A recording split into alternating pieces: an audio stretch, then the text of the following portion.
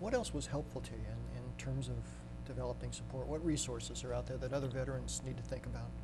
Definitely, like the number one thing. I mean, a lot of people. I hear a lot of veterans complain about it, but the VA has like significantly impacted my life in a positive manner. Like, not only financially, but just like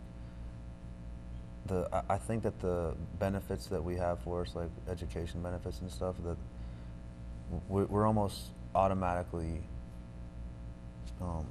able to resort to that because we are in need of money when we get out. So it's like we tap into those benefits, and it results in wisdom and education. I was just talking to another vet at school.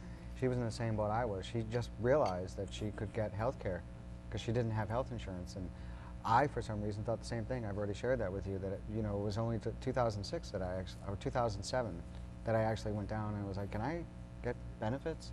Can I be seen? And they're like, yeah, all you gotta do is fill out this piece of paper. And it's like, I was under the impression that the only way you could get help at a VA center was if you had a disability. I think our generation of veterans, we are very fortunate because things like the Transition Assistance Program prior to getting out is in place, and it's mandatory by the Department of Labor. You have the DAV, American Legion, VFW, all of them can tap in and advocate for you. Right. So there's a lot of resources out there, and we're, I think, very fortunate in our generation, to be made aware of that. When you're in the military as well, you have to follow up. You have to do, I mean, if you want to make rank at all, you have to, that's on you to make rank. Right. That's on nobody else but yourself.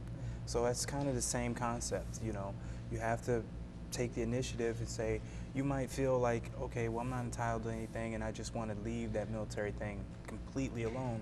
You just have to steer away, navigate away from that mindset and actually be willing to reach out and get help from someone, not just be, I was hard-headed. It took me 8 or 9 months before I was like, I need to start utilizing my benefits because it's...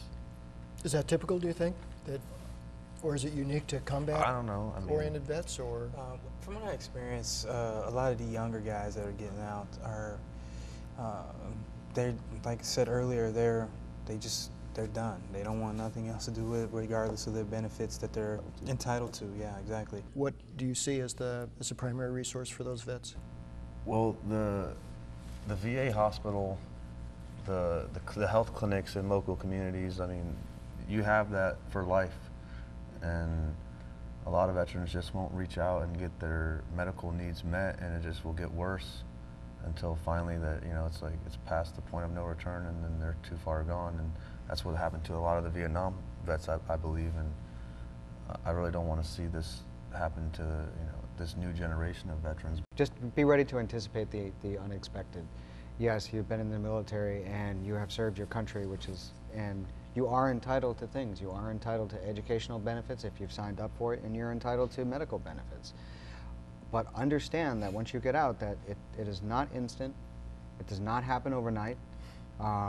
As with anything, it can take time, and it's not a blank check. I think I had a misconception, with the GI Bill, thinking that, oh, I've got all this money, it's my money, and I'm just going to be getting this money. And in reality, it's not like that. It's like with anything else. It's paperwork. You have to be doing the right thing, just like we were in the military. Hurry up and wait.